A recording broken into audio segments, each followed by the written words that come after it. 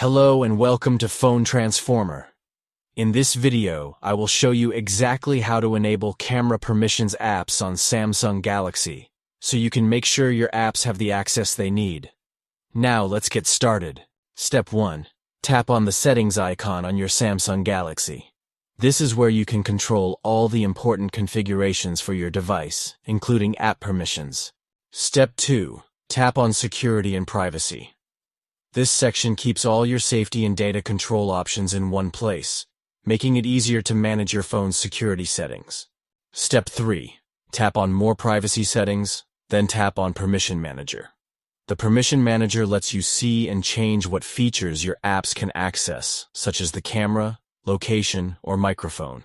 Step 4. Tap on Camera. Here, you can view which apps currently have permission to use your camera and decide if you want to make any changes. Step 5. Tap on the app you want to change. This will open specific permission options for that app, allowing you to fine-tune its camera access. Step 6. Choose from the options. Allow all the time, allow only while using the app, or ask every time. This lets you control exactly when and how each app can access your camera. Thank you for watching, and don't forget to subscribe to Phone Transformer for more helpful tips.